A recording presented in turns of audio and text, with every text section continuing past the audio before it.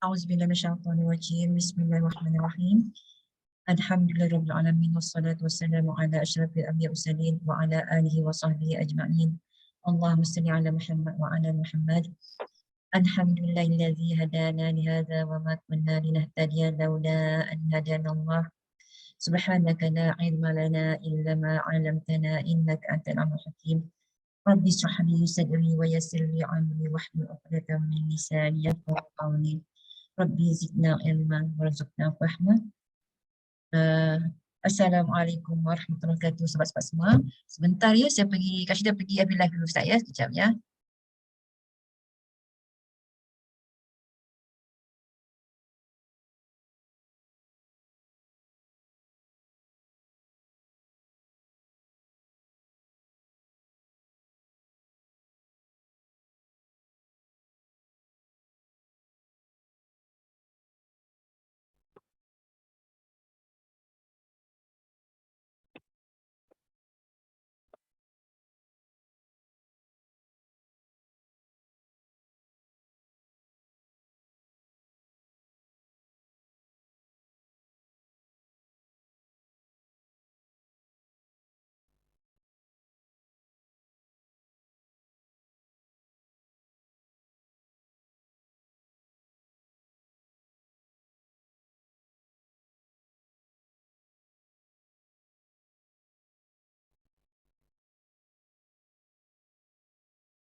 Ustaz, kita boleh mulakan pada tajuk yang ke-99 kan?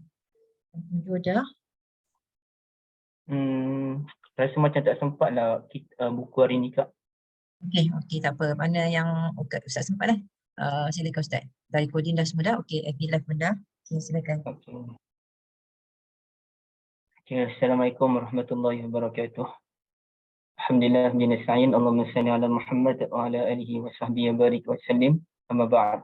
Di Kak Syida dan ibu-ibu ya.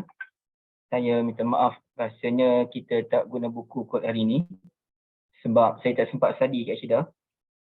Dalam minggu lepas dah baca dah, tapi sebab sepatutnya hari sebelum kelas ataupun beberapa jam sebelum kelas saya kena tengok sekali lagi.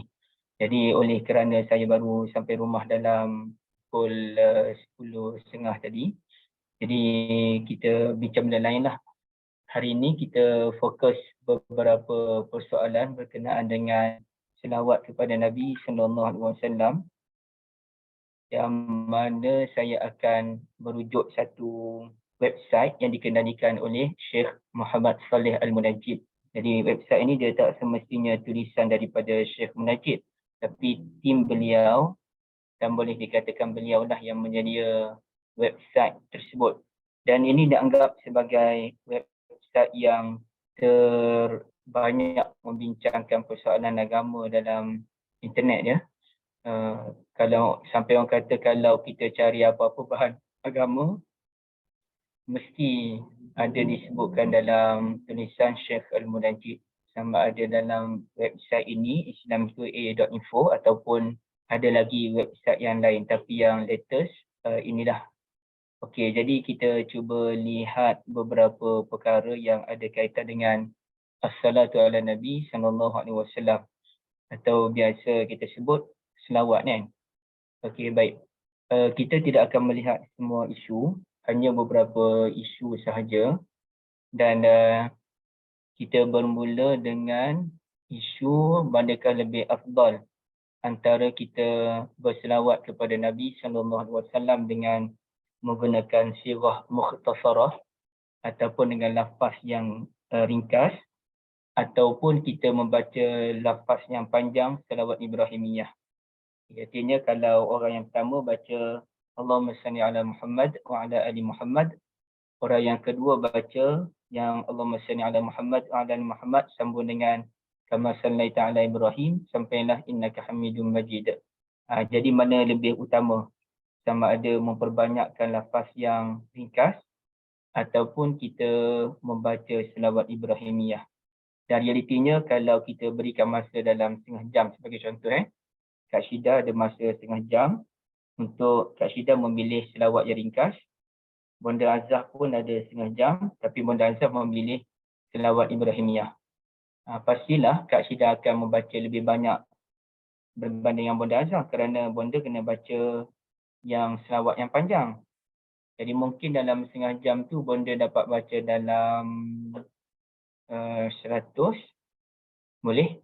100, okey ikut contohlah, saya pun tak kira. Kak Syida pula baca yang pendek, Allahumma salli ala Muhammad, ala Muhammad, setengah jam. Mungkin dapat dalam 200 lebih, 2 ke 300 ataupun 300. So mana lebih utama? Kak Syida yang baca sampai 300, pendek, ataupun Bonda Azhar yang baca 100, tapi panjang. Okey. Jadi ini ada dibahaskan oleh siapa ni, Syekh Munajjid ya. Soalan dia, ada orang tanya beliau, hal lisalati ala nabi sallallahu alaihi wasallam as-salatu ala rasul al-afdal an takuna bi sighatil waridah, adakah selawat kepada nabi ni afdalnya kita baca selawat Ibrahimiyah amil iksar min qawli Allahumma salli ala Muhammad faqat, ataupun kita baca memperbanyakkan yang ringkas sahaja. Okey, baik. Asasnya kata Syekh Munajjid, selawat yang paling afdal ialah selawat Ibrahimiyah yang diajarkan sendiri oleh Nabi SAW. Ini hadis beliau yang disampaikan oleh Ka'ab bin Ujrah. Okay. Kata Abdul Rahman bin Abi Layla, saya lupa nak besarkan. Okay. Boleh nampak Kak Syida dengan tulisan sebesar ni? Boleh? Kata Abdul Rahman bin Abi Layla, laqiyani Ka'ab bin Ujrah. Ka'ab bin Ujrah. Saya telah bertemu dengan Ka'ab bin Ujrah radhiyallahu anhu. Lalu saya pun, kata Abdul Rahman bin Abi Layla, qal ala uhdi laka hadiyatan. Okay. Boleh tak kalau tuan berikan saya satu hadiah? Maka kata Ka'ab bin Ujrah. Ka'ab bin Ujrah kata kepada Abdul Rahman bin Abi Layla, ala uhdi laka hadiyatan, saya nak bagi awak hadiah. Inna Nabiyya sallallahu alaihi wasallam kharaja alaina faqulna. Ada satu ketika Nabi sallallahu alaihi wasallam jumpa dengan kami, lalu kami pun berkata kepada Rasulullah, ya Rasulullah, qad alimna kaifa nusallimu alayka, fa kaifa nusalli alayk. Wahai Rasulullah, Tuhan telah mengajarkan kami cara menyampaikan salam kepadamu. Bagaimana pula cara kami berselawat kepadamu? Okey. Macam mana Kak Syida cara menyampaikan salam kepada Nabi sallallahu alaihi wasallam? Assalamualaikum ya Rasulullah. Bukan, itu kurang tepat lagi tu. Siapa boleh jawab? Bagaimana cara menyampaikan salam kepada Nabi? Sahabat kata, Tuhan dah ajar kami cara menyampaikan salam.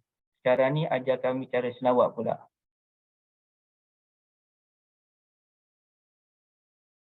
Okey, Bunda Azhar, boleh? Sama juga dengan Syida, Ustaz. Assalamualaikum ya Rasulullah. Assalamualaikum ya Rasulullah tu boleh, betul, tak ada masalah, tapi dia kurang tepat. Tepat dah, macam mana tu Ustaz? Mana? Siapa boleh jawab? Ibu Okay, Zaitun ada ke? Ibu Zaitun tak ada. Assalamualaikum, betul? Assalamualaikum ya Habibullah. Itu tukar je tu. Assalamualaikum ayyuhan nabiyyu wa rahmatullahi wa barakatuh. Itulah, yang lain tu bolehlah masa kita pergi ke makam Nabi dan sebagainya. Tapi ini kan dia khas untuk solat ni. Okay. Jadi bacaannya ialah Assalamualaikum ayyuhan nabiyyu wa rahmatullahi wa barakatuh. Okey. Ya, betul.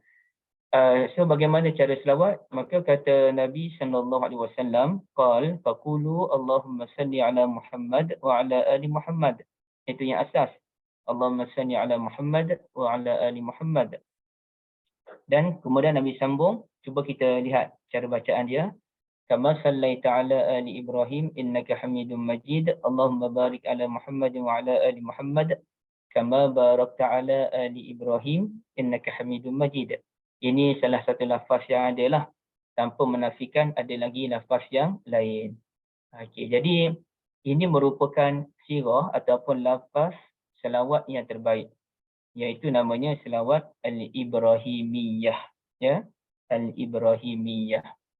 Jadi tak ada lafaz lain yang boleh menandingi lafaz selawat Ibrahimiyah. Baik. Kemudiannya itu dipanggil ulasan daripada As-Suyuti, panjang, saya tak nak bacalah satu-satu benda tu. Okey, tapi apa ulasan pilihan daripada Syekh Munajjid? Okey, dia lepas beliau menceritakan, betul, lafaz yang terbaik ialah lafaz selawat Ibrahimiyah. Tetapi rumusan dia, lakin katanya, akan tetapi الذي يظهر أن الإكثار من الصلاة عليه صلى الله عليه وسلم بصيغة المختصرة. Namun yang jelasnya memperbanyakkan selawat kepada Nabi sallallahu alaihi wasallam dengan lafaz yang pendek, iaitu Allahumma salli ala Muhammad wa ala ali Muhammad afdal min al-ityani bi'adadin aqal bi sighatil ibrahimiyah. Membaca selawat dengan lafaz yang pendek afdal ataupun lebih utama berbanding membaca selawat Ibrahimiyah namun bilangannya sedikit. Macam tadi Bonda Azhar dalam setengah jam selawat Ibrahimiyah dapat 100 kali. Saya tak tahu ya, saya belum buat kiraan lagi berapa kali dapat dalam setengah jam. Tapi Kak Syida baca yang pendek Allahumma salli ala Muhammad wa ala ali Muhammad dapat 300 kali. Jadi kalau ikut Syekh Munajjid, membaca selawat yang pendek 300 kali, setengah jam, lebih utama daripada membaca selawat Ibrahimiyah 100 kali dalam setengah jam tadi. Alasan yang digunakan oleh Syekh Munajjid ialah hadis riwayat Muslim daripada Abdullah bin Amr bin Al-As radhiyallahu anhuma annahu sami'a an-nabiyya sallallahu alaihi wasallam yaqul, ini hadis yang masyhur, man salla alayya salatan sallallahu alaihi biha ashran. Siapa yang selawat kepadaku satu kali, maka Allah berikan rahmat kepadanya sebanyak 10 kali. Jadi kalau kita kira sifat mudah, ini sifat mudah ya. 300 kali yang dibaca oleh Kak Syida membuahkan hasil 3000 rahmat. Manakala yang bonda walaupun membaca sirah yang terbaik tapi hanya 100 kali, maka dapat dalam 100 lah kebaikan. Dan begitu juga dengan hadis yang lain riwayat Tirmizi daripada Abdullah bin Mas'ud qala awlan nasi bi yaumal qiyamati aktsaruhum alayya salatan. Orang yang paling dekat dengan Nabi sallallahu alaihi wasallam orang yang paling awal lah bersama dengan Nabi nanti ialah orang yang paling banyak berselawat, ya. Okey, maka kata Al-Syekh Munajjid, fa kaifa ma hasala al-iktsar walau bi sighatin mukhtasarah fa huwa afdal. Maka mana-manalah selawat yang boleh kita baca banyak walaupun dengan lafaz yang sedikit, ia yang afdal ataupun dia yang utama. Okey, itu komen daripada Syekh Al-Munajjid. Okey, kalau boleh saya buat pandangan saya secara peribadi, ya. Ini peribadi dan terpulang pada ibu-ibu untuk memilih yang mana satu. Satu, kita bersetuju bahawasanya selawat ini yang terbaik, selawat Ibrahimiyah. Kita satu, kita semua setuju. Boleh kita buat rumusan ke? Mana ni? Saya tulis sekali lah supaya boleh kita kongsikan dalam grup. Ini rumusannya, selawat terbaik ialah selawat Ibrahimiyah. Yang kedua, kita digalakkan memperbanyakkan selawat. Kita digalakkan memperbanyakkan selawat. Okey. Yang ketiga ialah walaupun kita digalakkan untuk memperbanyakkan selawat dengan lafaz yang ringkas, namun ada masa kita juga perlu membaca selawat Ibrahimiyah juga, ya. Okey, saya tuliskan supaya kita dapat kongsikan tu. walau kita digalakkan memperbanyakkan selawat dengan sirah atau lafaz yang ringkas, Allahumma salli ala Muhammad wa ala ali Muhammad, namun sebaiknya ada juga masa kita memperbanyakkan selawat Ibrahimiyah. Okay. Walaupun betul lah selawat banyak ni maka hasilnya pahalanya pun banyak. Tetapi walaupun selawat Ibrahimiyah tu kita baca tak banyak, tapi dia punya pahala dia, ganjaran dia tu mungkin tak banyak tapi berkualiti. Tapi dia berkualiti kerana kita walaupun selawat sekali tapi dia mengandungi banyak kebaikan di situ. Kita ada doakan Nabi Ibrahim AS. Kita juga ada doakan keluarga Nabi Ibrahim AS. Dan kita pun ada unsur memuji Allah Azza wa Jalla, iaitu innaka Hamidum Majid. Jadi walaupun sedikit tapi dia tetap mengandungi kelebihan yang luar biasa. Maka okey, itu saya berikan. Maka walaupun kita digalakkan untuk memperbanyakkan selawat walaupun dengan lafaz yang ringkas, namun sebaik-baiknya kita juga ada peruntukan masa untuk membaca selawat Ibrahimiyah di luar salat, ya, di luar salat. Walaupun saya bagi ringkasan tadi, kalau siapa yang boleh edit balik, mungkin Syahira ada ke? Syahira? Tak ada Kalau Ustaz. Syahira, oh Dia tak ada. bercuti Ustaz, dia bercuti. Kalau Kak Syida boleh ajar sikit apa yang saya sebutkan tu. Kejap ya. Walaupun selawat Ibrahimiyah ni dalam solat kan, tapi ada masa kita membaca juga di luar solat.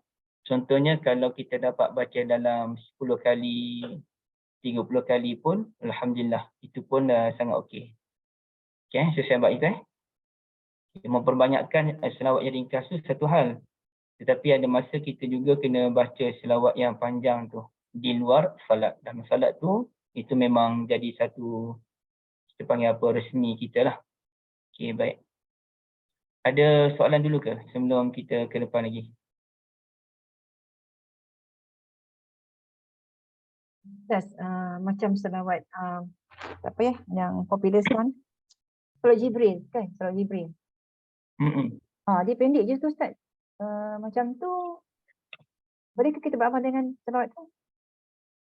Sallallahu Muhammad je. Okey, yang tu kita ada tak dia punya perbahasan ni?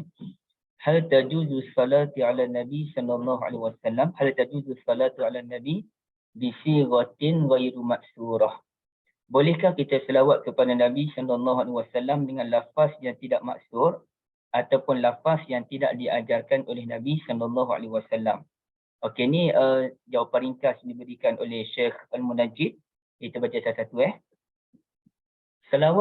lafaz selawat yang paling afdal kepada Nabi kita sallallahu alaihi wasallam ialah as-sighatul waridah fit tasyahhud. Sirah yang diajarkan dalam lafaz at-tasyahhud. Sama ada Allahumma salli ala Muhammad wa ala ali Muhammad ataupun yang tadilah yang selawat Ibrahimiyah. Yang kedua ialah la haraja minas salati ala nabiyyi sallallahu alaihi wasallam bi sighatil waridah fi su'al. Tidak ada masalah pun kita nak baca selawat dengan lafaz yang disebutkan dalam soalan ini. Itu apa dia? Allahumma salli wa sallim wa barik ala sayyidina Muhammad salatan tarda biha anna. Itulah wa tuftahu lana biha abwabul khairi wat taisir. Sekian sampailah fa ni'mal maula wa ni'mal nasir. Itu boleh atau tidak boleh? Ini sirah yang tidak diajarkan pun oleh Nabi sallallahu alaihi wasallam. Maka kata dia tidak ada masalah. Tidak ada masalah. Sama ada selawat itu namanya selawatul Fatih ataupun selawat apa, asasnya selagi mana ia mengandungi doa kepada Nabi sallallahu alaihi wasallam, maka jaiz, dia tidak ada masalah. Okey. Cuma ceritanya ialah mana lebih afdal. Okey, mana lebih afdal? Maka yang afdal ialah yang diajarkan oleh Nabi sallallahu alaihi wasallam. Okay, kalau yang selain daripada Nabi itu, kita akan melihat daripada dua aspek pula. Satu, adakah ia mengandungi lafaz yang tidak boleh diterima? Okay. Kalau tak ada, maknanya semua lafaz itu boleh diterima, maka boleh diamalkan. Yang keduanya ialah adakah ia menawarkan fadilat-fadilat tertentu? Maka kalau ia menawarkan fadilat-fadilat tertentu yang bukan-bukan, maka sebaiknya kita tidak mempedulikan fadilat tersebut, kita hanya fokus kepada membaca selawat.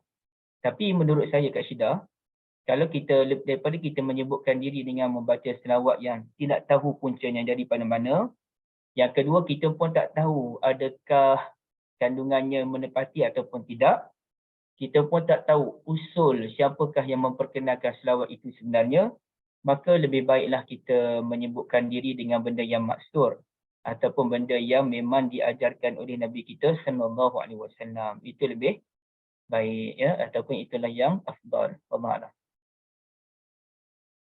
Okey, ada yang lain? Baik, Kak Syida?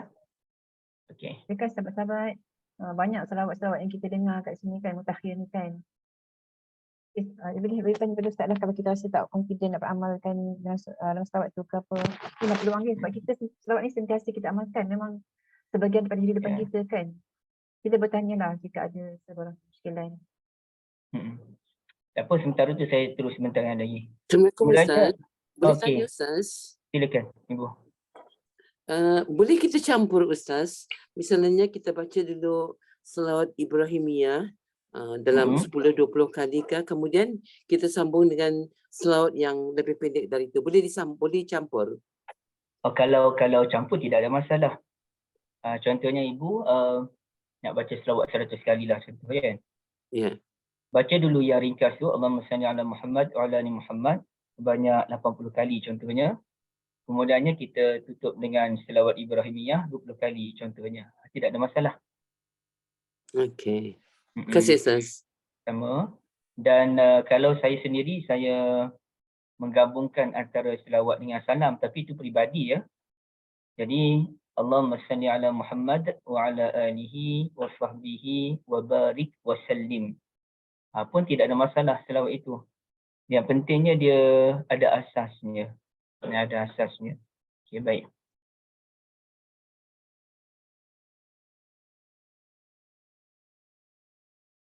Kak Bon. Oh ya ke? Patutlah nama sama tu saya rasa pelik. Okey, barakallahu fikum.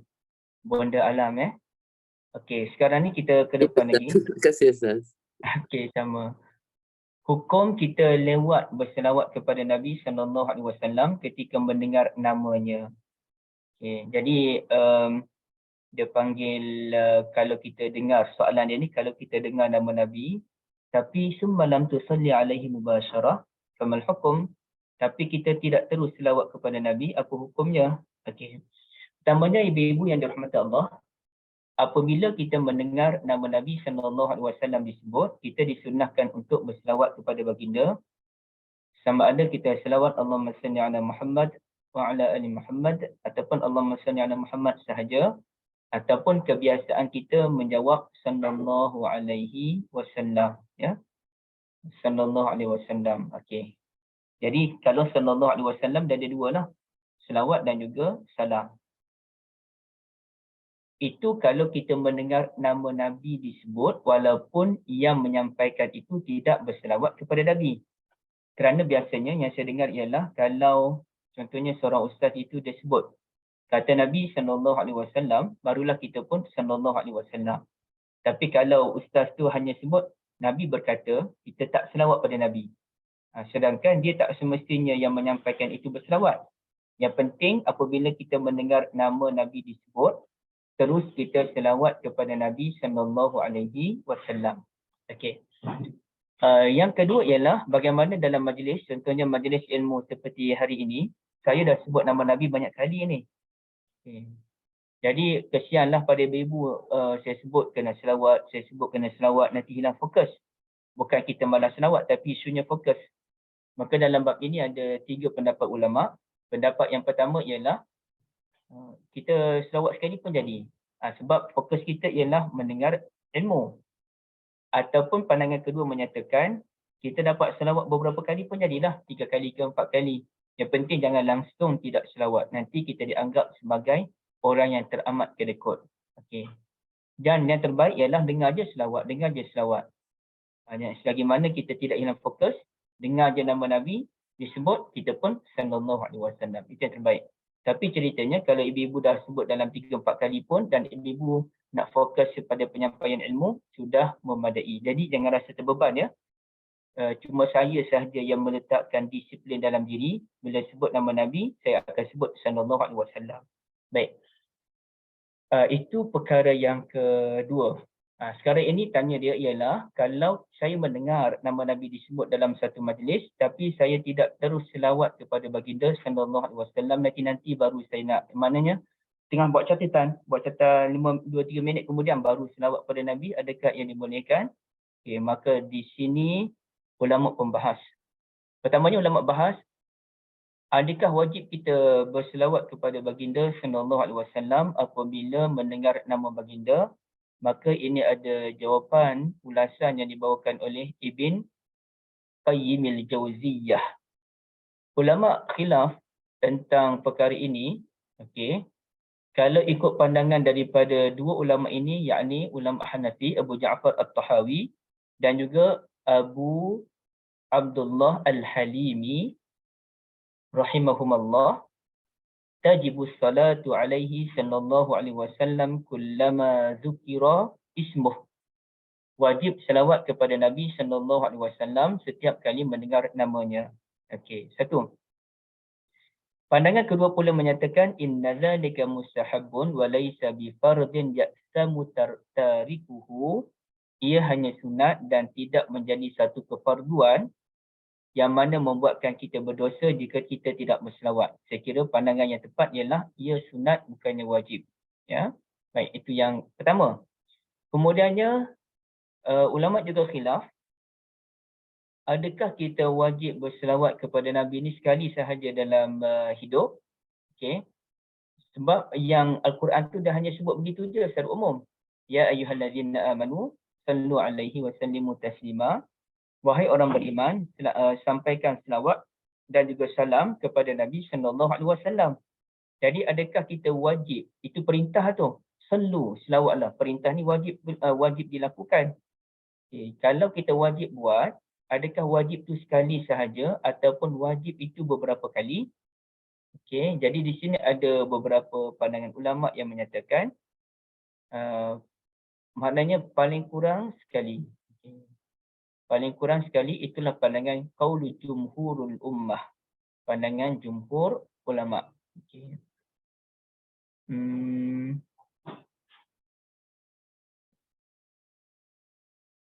Okey. Itu pandangan yang pertama. Walaupun dia kata wajib sekali, bukanlah dia kempen sekali cukuplah. Bukan, sekali tak cukup. Wajib je sekali. Wajib sekali, tapi sekali tak cukup.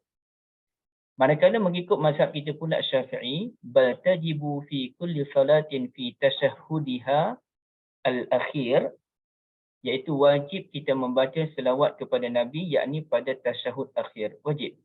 Wajib, tidak boleh ditinggalkan. Yang mana sesiapa yang meninggalkan selawat kepada Nabi di tasyahudil akhir, menurut mazhab Syafi'i, maka salatnya tidak sah kerana selawat kepada Nabi itu dianggap sebagai rukun. Rukun. Okey, baik. Manakala yang lain pula menyatakan dalam solat itu hanyalah sunat bukannya wajib. Okey, itu. Kemudiannya ibu-ibu yang dirahmati Allah sekalian, sekejap ya, saya tengok. Kita tak perlu tengok semualah. Ini hadis ini, raghima anfu rajulin zukirtu indahu falam yusalli alayya ay sallallahu alaihi wasallam. Maknanya celakalah hidung, dia panggil apa ya? Rompanglah hidung seseorang itu yang mana bila namaku disebut dia tidak berselawat kepadaku. Dan ia dianggap sebagai orang kedekut. Kata Nabi dalam hadis riwayat Tirmizi, al-bakhilul ladzi man zukirtu indahu falam yusalli alaihi. Orang yang bakhil ialah orang yang bila dengar namaku dia tidak berselawat kepadaku sallallahu alaihi wasallam. Baik. Sekarang ni macam mana pula dengan isu soalan tadi yang dia melewatkan selawat kepada Nabi? Bagi orang yang menyatakan wajib selawat kepada Nabi sallallahu alaihi wasallam, maka yalzam, dia wajib terus selawat kepada Nabi mubasyaratan. Masa tu juga wala yata'akhkhar, dan tidak boleh dilewatkan. Itu bagi ulama yang kata wajib lah.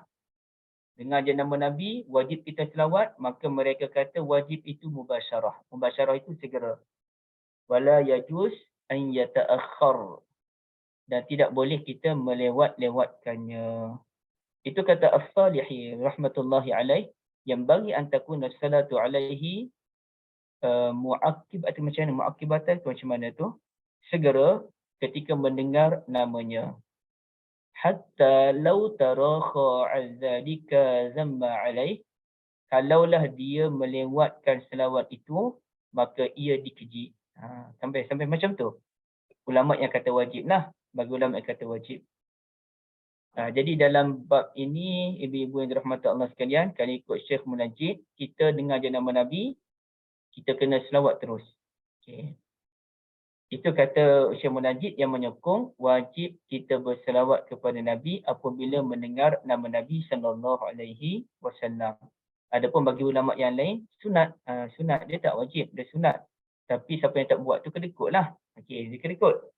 Cuma berdosakah? Dia tak berdosa. Ya, kerana ialah yang terbaik sahaja selawat, tapi tak berdosa kalau tak selawat. Cuma kita ambil pengajaran sebaik-baiknya selawat. Tapi kalau kita nak fokus pada pengajian, macam yang saya sebutkan tadi, dimaafkan, tidak ada masalah. Okay, wallahualam. Jadi kita ambil jalan tengah lah, insya-Allah tidak ada masalah. Cuma yang terbaik sahaja, terus selawat. Okey, ada soalan lain dulu? Soalan di Facebook ya, minimum selawat sehari berapa? Ada kata 300, tak ada minimum. Kalau mazhab Syafi'i minimumnya 5 kali lah dalam solat 5 waktu sehari semalam. Itu yang wajib. Kalau yang lain itu tak wajib. Jadi kenapa pula kita nak menetapkan 300, 200, 100, 1000? Tak ada siapa yang pernah menetapkan perkara tersebut. Yang kali cuma mazhab Syafi'i sahaja kata 5 kali sehari, yakni dalam solat, dalam 5 kali sehari itu minimum, yakni dalam solat fardu 5 waktu sehari semalam. Itu pun lihat pula kalau orang yang tak dapat solat, itu cerita lain pula. Okey. Allah Allah. Bagaimana selawat tafrijiyah? Ia juga ada ada ustazah kata baca berapa kali jika ada kebutuhan. Saya tak ada buat kajian lah secara mendalam terhadap selawat tafrijiyah, tapi asasnya tidak ada masalah apa yang saya tahu. Cuma ada juga ulama yang tak setuju. Okay. Maka dalam bab ini, kalau kita ada masalah, lebih baik kita baca selawat yang diajarkan oleh Nabi, yakni selawat Ibrahimiyah, berbanding dengan kita memilih selawat tafrijiyah. Allah Allah. Nak baca boleh, tapi kita bincang mana lebih afdal. Selawat Ibrahimiyah ke tafrijiyah bila ada masalah. Maka selawat Ibrahimiyah. Bahkan lebih menepati ialah kita baca zikir yang diajarkan oleh Nabi yang kita sebutkan sebelum ini, sama makna doa karab, la ilaha illallahul azimul halim, itu lebih sesuai apabila ada masalah. Dan ada hadis yang lain menunjukkan apabila Nabi SAW berhadapan dengan masalah, baginda akan membaca doa Allahumma rahmataka arju fala takinni ila nafsi tarfata'in wa aslih li sya'ni kullahu la ilaha illa anta. Baik. Seterusnya ialah hadis salat ala Nabi SAW afdal min sairil ibadat. Adakah selawat kepada Nabi ini lebih afdal daripada ibadah-ibadah yang lain? Okey. Ini kerana penanya ini dia menukilkan satu tulisan daripada As-Samarqandi. As-Samarqandi ini siapa ya? Okay. Saya pun tak pasti As-Samarqandi yang mana ni, Nufar bin Muhammad bin Ahmad As-Samarqandi. Ini pakar dalam bidang hadis ni ya. Beliau ada beberapa kitab. Bukan pakar dalam bidang hadis ni. Abu Lais As-Samarqandi. Ulama Hanafi, pengarang kitab Tanbihul Ghafilin. Dah saya ingatkan nama Tanbihul Ghafilin. Kitab yang mengandungi banyak hadis yang dhaif dan juga maudhu'. Ya. Banyak hadis yang dhaif dan juga maudhu' dalam kitab Tanbihul Ghafilin. Jadi hati-hatilah kalau ikut ulama tidak menyarankan orang awam untuk membaca kitab Tanbihul Ghafilin. Tanbihul ghafilin artinya peringatan bagi orang-orang yang lupa. Tanbihul ghafilin wa irsyadul jahilin. Okey, baik. Sekarang ni dia sebut jap ya. Macam mana dia boleh bagi gelaran Abu Las ini al-Imamul Faqihul Muhaddis. Allah Alam, siapa tak tahu. Tapi katanya begini, kata As-Samarqandi, "Idza aradta an ta'rif anna as-salata 'ala Nabi sallallahu alaihi wasallam afdal min sa'iril ibadat." Jika awak nak tahulah betul tak betul selawat kepada Nabi ini dianggap sebagai ibadat yang teragung, fanzur wa tafakkur fi qaulillahi subhanahu wa ta'ala, maka cubalah renung firman Allah ini. Ayat yang saya bacakan tadilah, surah Al-Ahzab. Innallaha malaikatahu yusalluna 'alan nabi ya ayyuhallazina amanu sallu 'alaihi wa sallimu taslima. Sesungguhnya Allah Taala dan juga para malaikat alaihi salam sentiasa berselawat ke atas Nabi sallallahu alaihi wasallam.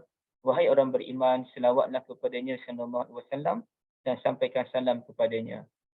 Maka kata penulis ini, seluruh ibadat itu Allah Taala suruh kita buat.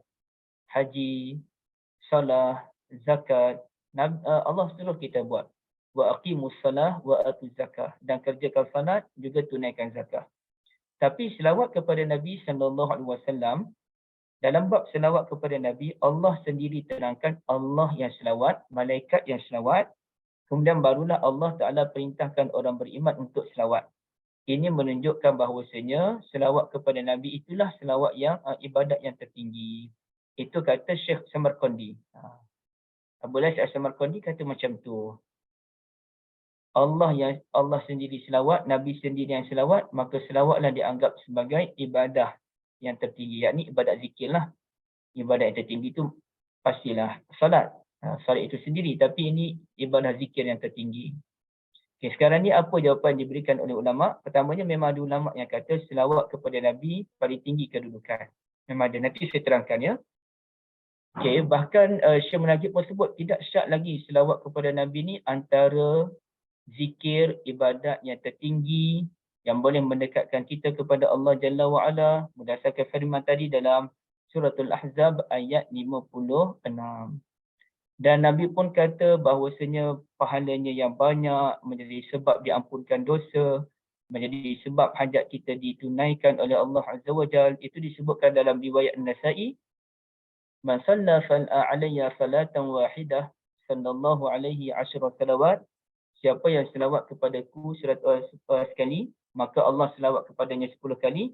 Wa hattat anhu asyru khati'at, dihapuskan baginya 10 kejahatan dan 10 dosa. Wa rufi'at lahu asyru darajat, dan diangkat baginya 10 darajat. Tinggi. Okey. Sanian ialah perkara yang kedua. Namun kita perlu faham bahawasanya hadis Nabi yang menceritakan tentang ibadat yang tertinggi ini dia berbeza-beza jawapan Nabi berdasarkan siapa orang tersebut. Ketika Abdullah bin Mas'ud radhiyallahu anhu datang tanyakan Nabi sallallahu alaihi wasallam, ayyul amali ahabbu ila Allah azza wa jalla, apakah amalan yang paling disukai oleh Allah azza wa jalla? Pertama Nabi sebut salat pada waktunya, kedua Nabi sebut berbuat baik pada ibu bapa, yang ketiga Nabi sebut jihad pada jalan Allah, tidak dinyatakan as-salatu alayya, selawat kepadaku. Tak disebutkan. Dalam riwayat yang kedua pula, dalam cerita yang kedua, Abu Umamah Al-Bahili radhiyallahu anhu tanyakan Nabi sallallahu alaihi wasallam apakah amalan yang afdal? Kata Nabi, alaika bisawmi fa innahu la idla lah. Awak kena puasa kerana tiada amalan yang setanding dengan puasa. Dalam riwayat lain pula daripada Ammar bin Abbasah, kata Nabi sallallahu alaihi wasallam kepada seorang sahabatnya radhiyallahu anhu, amalani huma afdalul a'mal. Dua amalan ini merupakan amalan yang afdal, illa man amila bimislihima, kecuali kalau orang lain pun buat amalan yang sama, iaitu hajjatun mabrurah atau umrah, haji mabrur dan juga umrah. Apabila Abu Musa al-Asy'ari radhiyallahu anhu bertanyakan Nabi, apakah Islam yang utama? Kata Nabi sallallahu alaihi wasallam, man salimal muslimuna min lisanihi wa yadihi, iaitu sesiapa yang menyelamatkan orang Islam daripada lisannya dan juga lidahnya. Okay. Dan dalam hadis yang lain ialah apakah amalan yang setanding dengan jihad pada jalan Allah Azza wa Jalla? Okay. ialah jihad pada jalan Allah. Okey. Jihad pada jalan Allah. Dia tanya, dullani ala amalin ya'dilu jihad. Tolong cerita pada saya amalan yang boleh menandingi jihad. Kata Nabi, la ajiduh. Saya tak nampak. Tak ada amalan boleh menandingi jihad. Maka dalam bab ini sebenarnya apa yang mahu disampaikan oleh Syekh Munajid ialah tidak tepat kalau kita katakan selawat kepada Nabi SAW merupakan amalan yang paling utama secara mutlak. Secara umum tak boleh. Kerana setiap amalan itu dia bergantung kepada beberapa perkara. Okay. Apa perkara itu? Satunya dia bergantung kepada contohnya orang. Siapa orang tersebut? Siapa orang itu? Kalau orang itu ialah anak yang menghafal Al-Quran. Anak Kak Syida sekolah hafal Quran ke? Saya lupa. Ya Ustaz. Abrar sekolah menghafal Al-Quran. Maka amalan yang paling afdal bagi Abrar ialah membaca Al-Quran. Kerana kalau orang yang hafal Quran sibuk dengan zikir, nak selawat 500 kali, nak istighfar 1000 kali apa, dia makan masa sebenarnya. Walaupun kena ada juga masa untuk istighfar, selawat, tapi maknanya dia kurangkan. Kerana ia fokus kepada bacaan Al-Quran. Dia nak hafaz, dia nak ulang, bukan senang. Bukan senang, tambah-tambah memang digalakkan baca kalau hafal Quran ni 3 juzuk, 5 juzuk sehari nak kena baca tu. 3 juzuk sebagai contoh, itu banyak tu. Belum kira lagi subjek lain lagi nak belajar. Okey. Jadi kalau orang yang hafal Al-Quran, maka membaca Al-Quran dalam jumlah yang banyak, itu lebih utama bagi dia. Manakala bagi orang yang menuntut ilmu yang sepanjang masa, kalau kita tengok orang belajar pondok ni, pagi belajar, petang belajar, malam belajar. Dan bila mereka belajar ni, mereka kena hafaz matan-matan nahu. Nahu ni kaedah bahasa Arab yang dalam bentuk syair itu. Mereka kena hafaz. Okay. Kalau contohnya matan al-Jurumiyah, kena hafaz dari awal hingga akhir. Dan bila hafaz tu kena ulang.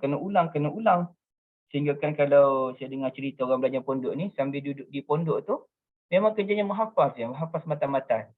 Kalau mereka sibuk dengan benda lain, selawat dan sebagainya, jadi ia memakan masa untuk mereka menghafaz matan-matan yang ada. Jadi pelik kalau orang yang belajar sekolah agama ni, hafaz Quran ataupun pondok, tapi sibuk dengan qasidah. Itu benda yang ajaib. Ada masa mereka nak qasidah, pergi majlis-majlis orang qasidah dan sebagainya, itu ajaib. Okay, memang tak sempat sebenarnya. Ya. Okay, itu contoh. Jadi dia melihat kepada orang tu siapa. Ataupun pemimpin, kalau pemimpin sibuk dengan selawat memanjang, jadi payah. Jadi, tapi yang penting, mereka kena selawat juga. Mereka kena zikir juga. Mereka kena baca Quran juga. Jangan ditinggalkan langsung. Curi masa dalam kereta. Itu pun kadang-kadang pemimpin ni dalam kereta tu mereka tidur. Nanti nak jumpa dengan orang banyak lagi kerja. Okey, jadi maknanya, kena ada sikit pun jadilah. Selawat 70 kali sehari pun jadilah. Baca Quran tu dapat satu muka surat sehari pun jadilah. Curi-curi masa. Okey, jangan langsung ditinggalkan. Kemudiannya dia melihat kepada kondisi masa. Okay. Masa tu contohnya dekat-dekat subuh, apakah amalan yang terbaik? Istighfar kepada Allah Azza wa Jalla, itu yang terbaik. Kalau sebelum juga pada waktu subuh, sebelum subuh dan sebelum maghrib, yang terbaik juga ialah kita bertasbih kepada Allah Azza wa Jalla. Kemudiannya kalau pada 9 Zulhijjah yang bakal kita tempuh sebulan, lebih kurang sebulan lebih lagi, itu ialah, tak sampai sebulan itu ialah la ilaha illallah wahdahu la syarikalah lahul mulku wa lahul hamdu wa huwa ala kulli syai'in qadir. Kalau orang buat haji itu dapat baca 1000 kali sehari di pada Arafah, itu yang terbaik. Okay. Ataupun kalau orang itu di waktu hari Jumaat, maka yang terbaik pada hari Jumaat ialah memperbanyakkan selawat kepada Nabi sallallahu alaihi wasallam dan sebagainya. Jadi ceritanya ialah dia tak boleh kata selawat kepada Nabi ni amalan terbaik secara mutlak. Dia mesti terbaik dalam semua sudut, tidak. Tapi selawat ni ada masa dia digalakkan. Tapi masa yang lain digalakkan baca Quran, digalakkan kita istighfar, digalakkan kita baca subhanallah, alhamdulillah, wa la ilaha illallah, wallahu akbar. Ataupun dia melihat siapa orang tersebut. Ataupun dia melihat kepada masa tersebut apa dia. Ataupun dia melihat kepada kondisi orang itu. Jadi banyak benda kena nilai. Jadi semua zikir ini, semua ibadat tu dia ada peranan masing-masing. Cuma selawat tu ya memang amat-amat digalakkan. Dan ada kenapa selawat tu amat digalakkan sedangkan ia untuk Nabi Muhammad sallallahu alaihi wasallam? Jawabnya bukan. Bila kita sebut selawat itu hanya khusus untuk Nabi Muhammad. Jadi tak akallah kita doa pada Nabi Muhammad lebih afdal daripada kita zikir kepada Allah. Subhanallah, alhamdulillah, la ilaha illallah, wallahu akbar, la haula wala quwwata illa billah. Jawabnya itu silap faham. Bila kita sebut selawat, ia ada zikrullah dan dia ada doa kepada Nabi sallallahu alaihi wasallam. Artinya ada dua sekaligus. Dengan Tuhan kita tunaikan, dengan Rasul pun kita tunaikan. Bagaimana zikrullah? Kita kan sebut dari awal. Allahumma. Nama Allah dulu. Ataupun kita baca yang lain. Sallallahu alaihi wasallam. Sallallahu Allah dulu. Jadi dalam bab selawat, ia mengandungi zikrullah dan juga doa kepada Allah Azza wa Jalla. Dan doa kepada Allah itu untuk Nabi Muhammad sallallahu alaihi wasallam sebagai mengenang budi Nabi Muhammad yang banyak berjuang. Jadi dia ada dua-dua. Allah ada, Nabi pun ada. Sebab itu dia tinggi kedudukan tu. Okey, jadi betul tinggi tapi dia kena lihat kepada keadaan. Dalam bentuk yang umum, ya perbanyakkan selawat. Jadi, kalau kita tanya dalam bentuk yang umum ni, dia tak ada keterikatan dengan waktu ke, tak ada kaitan dengan apa-apa kondisi ke, tak ada kaitan dengan apa orang kita ni orang-orang biasalah. Masa tu kita ni tak ada apa-apa pun. Tak lebih mana satu yang kita nak lebihkan? Ya mungkin kita lebihkan selawat kepada Nabi. Kerana dia ada dua unsur. Tapi kemudiannya kita tengok pula waktu pagi apa dia, waktu petang apa dia, hari Jumaat apa dia, sebelum tidur apa dia, bila bangun daripada tidur apa dia. Wallahualam. Itulah caranya. Jadi Kak Syida kata 1 jam je. Saya pun nak kena ni. Selawat di istighfar kena seiring ke? Itu kena seiring. Dan boleh juga kita baca selawat dengan niat mohon ampun kepada Allah Azza wa Jalla. Sekarang ni banyak selawat yang betul lafaznya tapi dijadikan nasyid dengan background music, ada campur sebagai rap. Okay. Jadi dia kalau dijadikan music, selawat tu jadikan nasyid lah. Kalau jadikan nasyid, kalau benda tu boleh menarik golongan-golongan yang tertentu, ya tidak ada masalah. Tapi benda tu apa pun dia tidak boleh berlebih. Dalam bab zikir dan juga doa, dia tidak boleh terlalu difokuskan kepada bentuk lagu, nasyid sekalipun. Termasuk doa Allah marhamna bil Quran yang dinasyidkan itu. Dia tak digalakkan. Kerana kita berdoa, kita bukan nak bernasyid. Mungkin orang katalah bila dinasyidkan tu sendu, kita rasa sedih. Soalannya sedih tu, terharu sampai menangis tu, adakah kerana konten dia ataupun kerana nasyid dia? Jadi kita tak nak kita ni menangis bukan main lagi, tapi tanya, faham tak? Tak faham pun. Habis tu sedih dengan muzik. Itu sedih dengan muzik bukannya terharu ataupun sebab mengenakan dosa ataupun mengenal kebesaran Allah ataupun teringatkan Nabi SAW. Dan kesedihan itu dia takkan bertahan lama. Dia benda tu boleh sekejap. Jadi yang paling baik ialah kita baca dalam keadaan biasa. Tapi kalau yang lain-lain tu dengan tujuan nak menarik anak muda yang lain, tak apalah, tak ada masalah. Cuma bila jadi rap apa tu bagi saya memang tak suka lah. Saya pun sama tak suka. Cuma kalau dia boleh menarik orang-orang muda yang jauh daripada agama tu, tak apalah macam tu. Untuk kita tak perlu lain. Wallahualam. 10 minit lagi. Ada apa-apa soalan? Silakan sahabat-sahabat. Ada soalan Ustaz Kak Syida punya pengalaman kan. Mereka mengadakan majlis selawat. Tapi Ustaz, selalunya kan muslimatlah dia bermahaban, semua tu berkasidah semua kan. Betul kan Ustaz? Dia bergendang-gendang tu Ustaz. Dia punya asyik gendang tu Ustaz. Kak Syida tengok dia punya asyik tu macam geling-geling kepala selawat. Padahal kan selawat tu selawat tu sebenarnya kita kena syahadu lah kita sebut sallallahu alaihi wasallam. Tapi dah disebabkan alunan muzik tu menjadi Kak Syida tengok dia orang tu seronok asyik muka gendang tu, seronok sangat muka gendang tu asyik dengan tu kayak rasa macam sebab dia tengok. Macam ni kita bersawat kalau Rasulullah SAW kan, macam ni kita ekspresi kita pada Rasulullah SAW. Bersawat kita bukan dalam keadaan tenang-tenang, bukan keadaan kita macam kita bersawat dengan Rasulullah SAW, bukan kita nak tunjuk yang kita ni. Betul Ustaz, bila berlaku tu kan, bila kadang-kadang tengok, kadang-kadang orang jemput lah kan. Betul ada jumpa ada muzik-muzik semua dengan alat untuk kasidah tu kan. Dia orang pukul gendang tu Ustaz, bersemangat sangat tau masa berselawat tu Ustaz. Macam sepatutnya bukan macam tu ke dengan geling-geling kepala pada kita berselawat. Tapi suasana ketenangan tu tak ada Ustaz kan. Kalau kita tak jom macam tu okey Ustaz. Mereka kena dijemput kan majlis selawat kan. Lepas tu kita pergilah. Tapi bila keadaan macam tu rasa macam sedih lah sangat rasa kan. Sebab kat Nabi macam tu, adakah Nabi ajar macam tu? Adakah Nabi suruh buat macam tu? Gendang-gendang semua sangat goyang-goyang kepala semua Ustaz. Ustaz mau nasihat Kak Syida macam mana Ustaz? Kalau tak nak nasihat Kak Syida macam mana? Kan? Sama lah ingat orang yang duk marhaban apa benda tu kan. Okay, jadi itu masalahnya bila kita mementingkan lagu bukannya mementingkan zikrullah.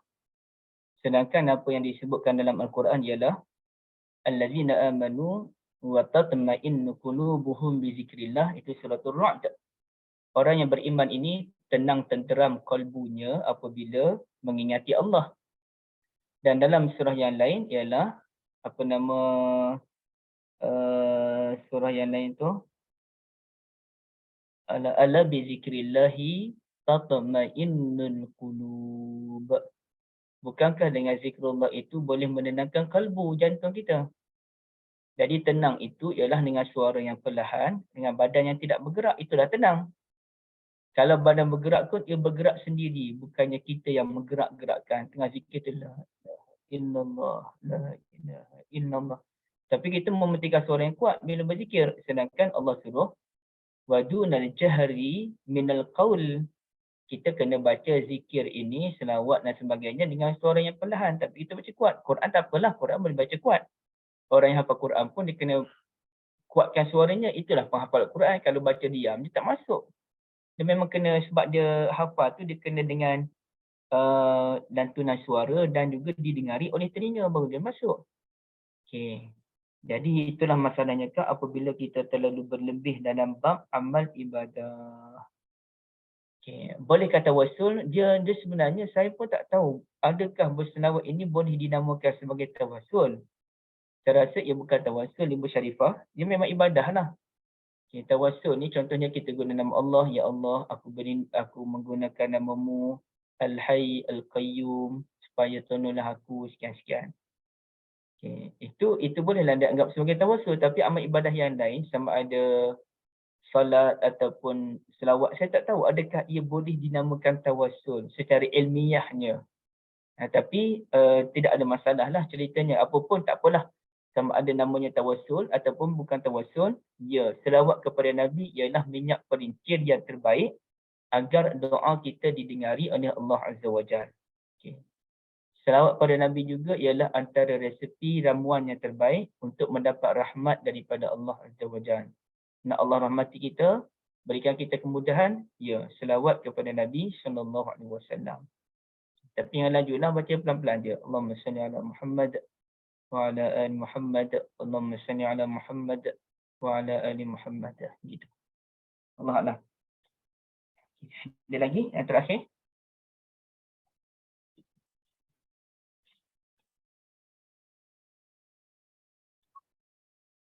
Tak ada soalan ke sahabat-sahabat? Ke dah lapar lah. Dah pukul 12 kan, dekat pukul 12 dah kan? Dah masak-masak nak tengah makan je kan? Okey. Saya buat penutup lah Kak. Okey, silakan. Okay. Nanti Ibu bolehlah dapatkan buku terbaru kami, Message Deep dalam Al-Kahfi. Itu saya ada berikan ruangan di ruangan chat tu dan mohon Kak Syida boleh kongsikan.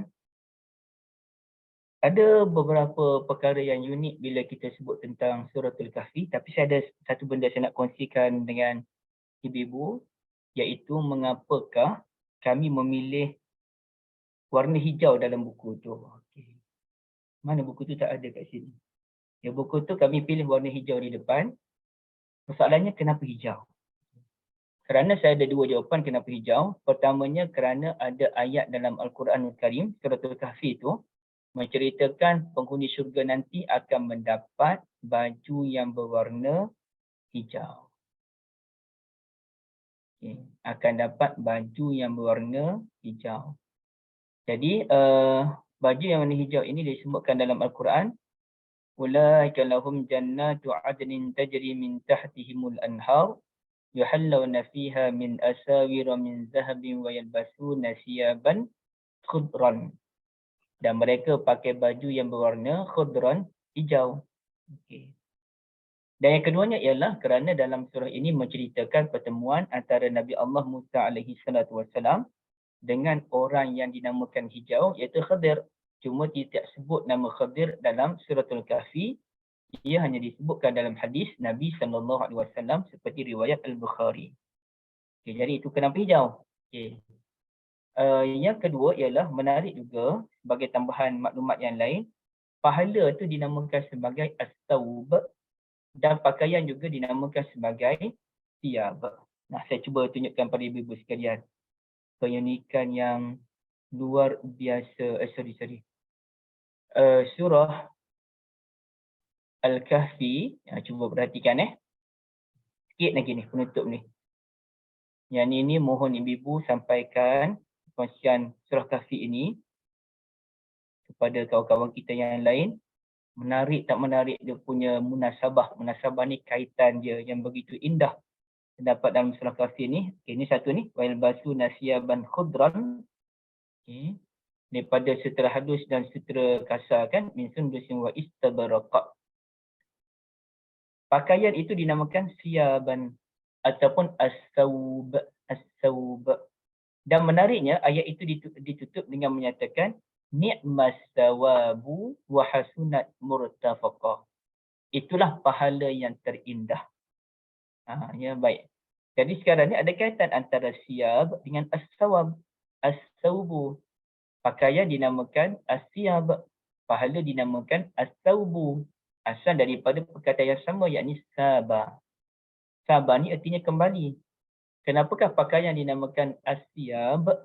Kerana kita selalu memakainya. Baju ni saya pakai, minggu depan mungkin saya pakai lagi. 2 minggu lagi saya pakai lagi. Selalu pakai. Dah 7 tahun dah kot saya pakai baju ni. Pakai. Ulang pakai. Macam Mega kat Syida mesti ada baju ni, apa pun, baju sahaja apa pun, dia mesti ulang pakai. Kerana baju itu kita ulang pakai, maka baju itu dinamakan as-siyab, ya. As-siyab, kerana kita selalu ulang pakai. Dia pulang. Sabar ni artinya kembali ataupun pulang. Kenapa pula pahala dinamakan as-sawab? Kerana pahala itu akan pulang semula ke kita. Kita panggil apa? Pulangan yang lumayan. Awak masuklah melabur di sini, nanti dapat pulangan yang lumayan. Jadi pahala itu ialah pulangan kepada kita nanti. Kita menabur dalam bentuk amal soleh, nanti Allah pulangkan dalam bentuk pahala. Jadi itulah dia punya rahsia di sebalik nama as-sawb. Jadi ibu-ibu kalau berminat boleh beli buku tersebut, Message Deep dalam Al-Kahfi. Dan insya-Allah satu masa nanti saya pun dah pakat dengan beberapa orang termasuk Ustaz Syari. Kita akan buat program secara fizikal untuk membincangkan perkampungan tentang Suratul Kahfi ini. Bincang betul-betul apa mesej yang mahu disampaikan oleh Allah Azza wa Jalla dalam surah ini, dan yang penting ialah bagaimana Suratul Kahfi berfungsi untuk lawan dengan fitnah Al-Masihud Dajjal. Wallahualam. Terima kasih banyak ibu ya. Selama hari ni kan kita dipahamkan, diberi kefahaman bahawa nak betul lah kot. Ayat terakhir surah Al-Kahfi tu yang akan menjadi benteng kita pada fitnah Dajjal kan. Tapi sebenarnya pada keseluruhan kita kena memahami pada keseluruhan surah Al-Kahfi itu sendiri bahawa kita akan jadi dapat kekuatan sebagai benteng tu kan Ustaz. Kita dah berhafal lah dengan surah, dengan ayat dengan ayat terakhir tu kan. Tapi alhamdulillah satu pengembangan baru lah untuk generasi kita lah. Kalau tidak kita akan beramal. Sebab itu dah lama dah kita beramal dengan surah ayat terakhir tu kan. So alhamdulillah Ustaz, kita sampai ke 12 dah. Meja makan pun dah siap ya. Dah selesai untuk makan sebab insyaAllah kita nak ambil selama semua kan. So alhamdulillah Ustaz, kita endkan sesi kita dengan Tasbih Kafarah.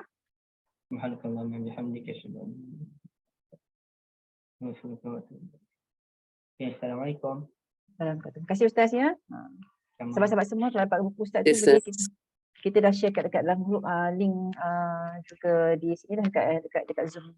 Kita jumpa lagi esok insya-Allah dengan Ustaz Zarin pula dengan sesi hadis-hadis yang gaib dan juga ajaib untuk kita tadabbur lah insya-Allah. So dengan itu saya endkan sesi kita pada hari ini dan lepas assalamualaikum warahmatullahi wabarakatuh. Waalaikumsalam warahmatullahi wabarakatuh. Kak Azhar, Kak Nur Alam, Kak Nasimah semua, insya-Allah kita jumpa lagi ya. Jom kita ke dapur jom. Masih dek. Ada adik saya lagi seorang dalam ni Syida. Siapa Kak? Ada adik saya lagi seorang dalam ni, Salina. Kak Nak Alam tu Oh. siapa? Kakak kan? Nur Alam akak, Ha. Salina adik. Saya yang tengah, Salina. Salina. Oh adik. Ina Mahmud. Ya. Oh Sakinah ke Salina? Oh Salina Salina. Mahmud. Ya ya ya. Dia nampak nama dia. Masya Allah. Alhamdulillah. Masya Allah Kak. Terima kasih banyak-banyak Kak. Bawa mereka ke sini untuk apa? Untuk kita sama-sama ambil manfaat daripada Ahsanul Amalan ni kan. Kita tak ada kepentingan apa-apa pun. Kita nak ilmu, kita sebar ilmu sunnah. Beramal dengan ilmu sunnah lah. Kita berharapkan semua orang beramal sunnah. Ilmu yang sahih lah kan. Yang betul-betul A+ yang akan bawa kita berjumpa Sallallahu Alaihi Wasallam nanti. Itulah matlamat JAA sebenarnya kan. Tak ada kepentingan lain InsyaAllah. apa. Melainkan berjumpa Allah Sallallahu Alaihi Wasallam amin. dengan ibadah yang A+, insya-Allah. Kita jumpa lagi. Terima kasih semua. Terima kasih Sama. Syida. Ila liqa. Silent, silent listening je ya. Silent apa ya. InsyaAllah. Jumpa lagi ya. Kita ke dapur dulu. Anak saya dah tak bagi. Assalamualaikum semua.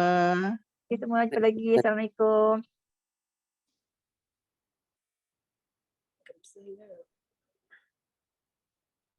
Umar pertama. Okey.